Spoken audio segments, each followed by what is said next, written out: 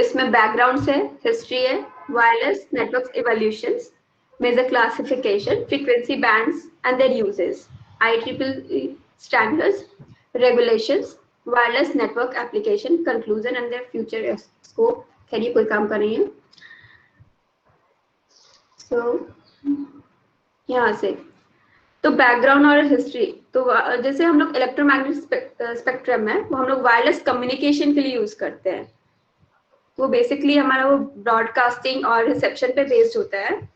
जो वेव्स होता है हम लोग उसको फ्रीक्वेंसी या फिर वेवलेंथ के फॉर्म में कैरेक्टराइज करते हैं. लाइक जैसे कि सबने वो रेनबो वाला पढ़ा होगा, रेनबो स्पेक्ट्रम जो बनते हैं प्रिज्म से एक्सपेरिमेंट वाला, तो उसमें डिफरेंट वेवलेंथ्स के अकॉर्डिंग डिफरेंट कलर्स जो आते हैं. तो बेसिकली वो भी एक तरह का स्पेक्ट्रम ही है.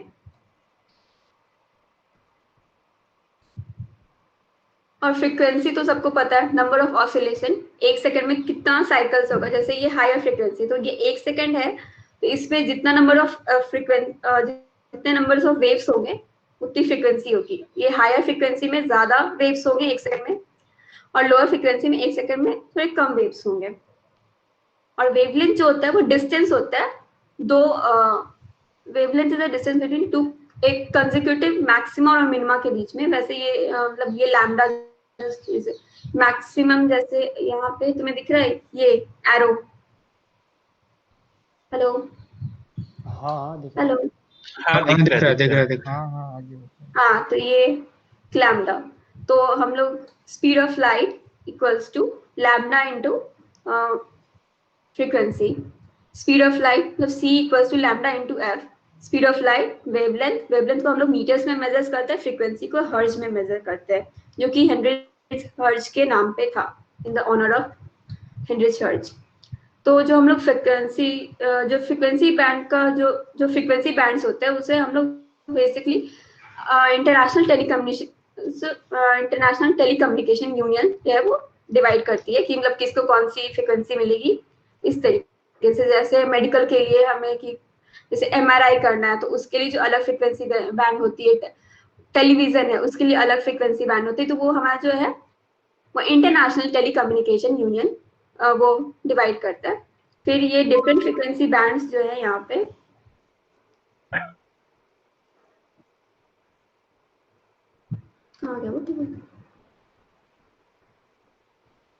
हाँ, ये फ्रीक्वेंसी बैंड जो होते हैं, जैसे एक्सट्रीमली लो फ्रीक्वेंसी है तो 30 to 300 हर्ट्ज हो गया. तो उसके एप्लीकेशन, उसमें वेवलेंथ कितने हो गए, इसके एप्लीकेशंस क्या है. वॉइस फ्रीक्वेंसी है तो इसके 300 to 300 हर्ट्ज है. ये टेलीफोन कम्युनिकेशन में यूज करता है. Very low frequency 3 to 30 kilo hertz.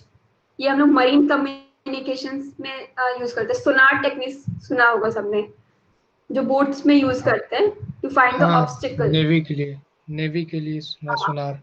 Navy के लिए हाँ. लो फ्रीक्वेंसी फिर 30 to 300 किलो हर्ट्ज 10 इसका वेवलेंथ, तो ये भी मरीन कम्युनिकेशन में यूज होता है. फिर ये मीडियम फ्रीक्वेंसी है, वो हमारा एम्पलीट्यूड मॉड्यूलेशन ब्रॉडकास्टिंग में यूज होता है.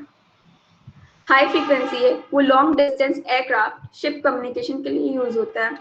इस तरीके से डिफरेंट फ्रीक्वेंसी रेंजेस है जो हम लोग डिफरेंट एप्लीकेशंस के लिए यूज करते हैं.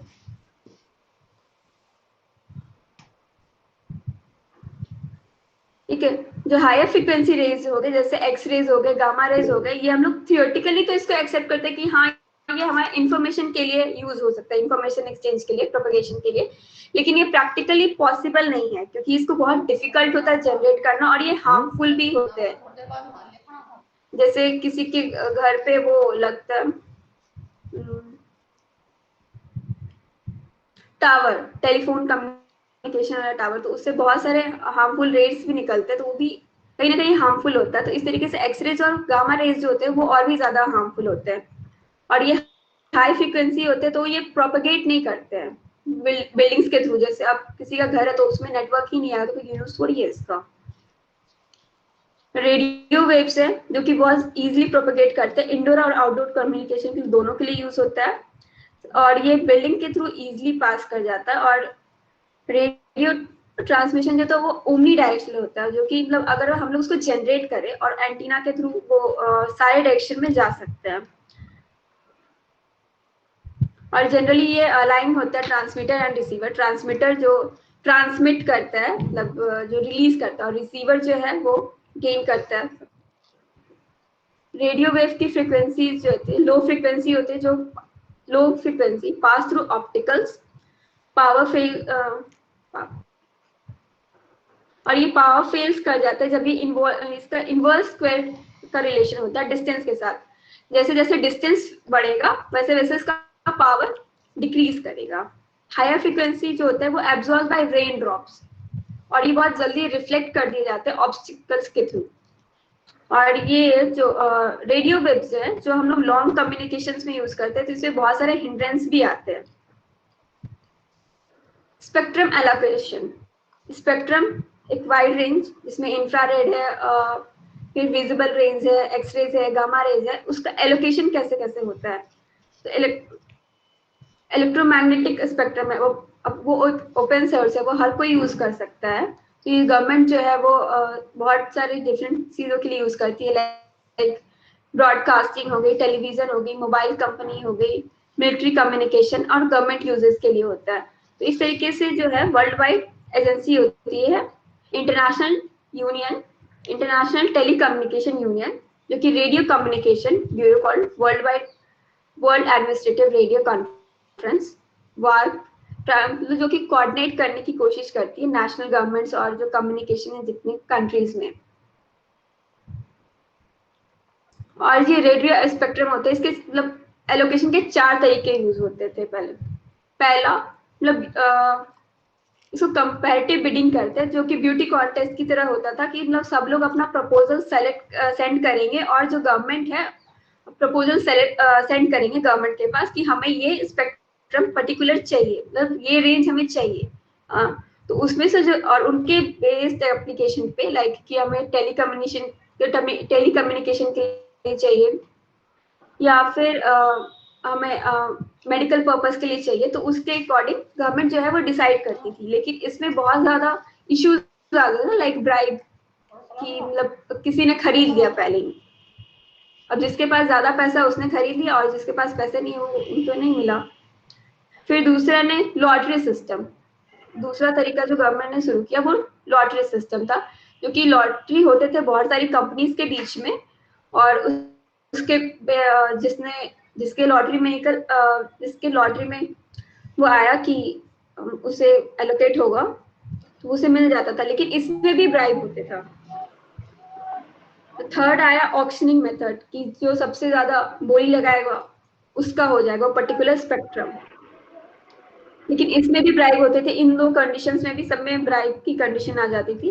तो ये जो हमारा सिंपलेस्ट मेथड जो आया वो ITU के लिए आया, तो उसने पहले ही से प्री डिफाइन कर दी कि ये हमारे इंडस्ट्रियल यूज के लिए होगा, साइंटिफिक यूज के लिए होगा, मेडिकल बैंड्स के लिए होगा और अनलिमिटेड यूसेज के लिए होगा,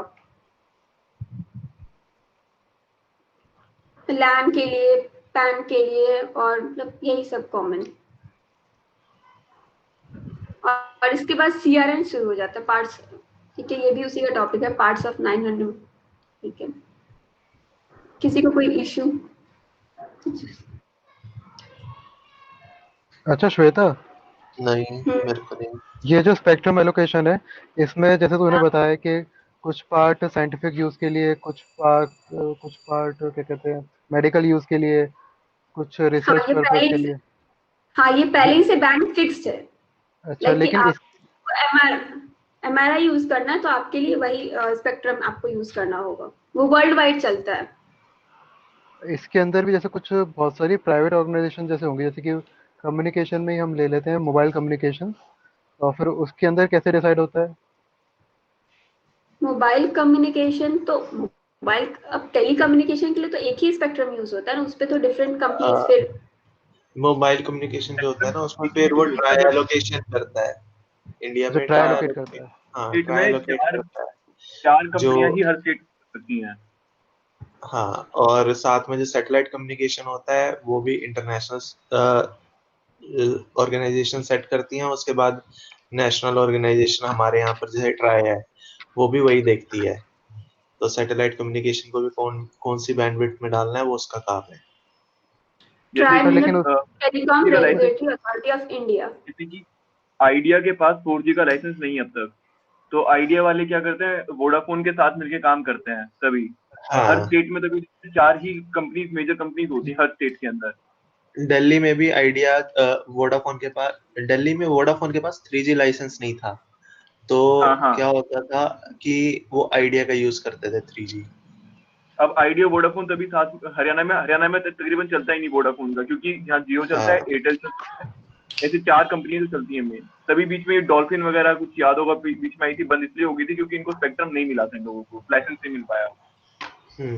वो बतेरी थी उस वक्त तो। अच्छा, ये लोकेशन बहुत फैक्टर बेस भी होता है स्पेक्ट्रम, कि हरियाणा में से इस कंपनी को मिलेगा या फिर हाँ, वो लोकेशन इन्होंने फैक्टर बिडिंग की होती है ना। 4 कंपनियां देख, चलती हैं बस। अलग अलग स्टेट के लिए अलग अलग बिडिंग करवाई होती है ट्राई ने। अलग अलग तो स्टेट की पे अलग अलग होती है। हाँ, ये स्टेट लेवल अच्छा पर होता है, स्टेट लेवल पर डिवाइड किए हुए हैं टेलीकॉम सेक्टर। तो बिडिंग अच्छा। होती है, जैसे हरियाणा टेलीकॉम सेक्टर की बिडिंग हुई, उसमें गुड़गांव को इंक्लूड नहीं करते, वो दिल्ली के टेलीकॉम सेक्टर में आता है। एनसीआर रीजन में आ जब जाएगा शायद। हाँ, वो एनसीआर रीजन में आ जाता है, बट वो एक्चुअल में स्टेट लेवल पर तो हरियाणा हरियाणा के अंदर है। बट हाँ। टेलीकॉम सर्कल इन्होंने अलग तरीके से डिवाइड किए हुए हैं, गोवा महाराष्ट्र के अंदर ही इंक्लूड कर रखा है।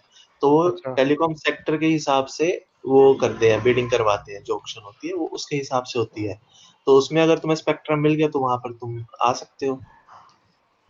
Okay okay. हाँ, शुरू तो कंटिन्यू। इसके बाद सीआरएन आता है, सीआरएन नहीं काम देना। इसका खत्म हो गया यहाँ पर। अब इसके बाद फिर मेरा टॉपिक शुरू है।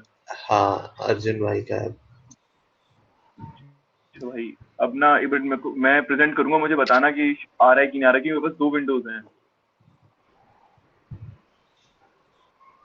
ओके ओके, करो तुम, मैं बताता हूँ। अभी तक तो नहीं आया।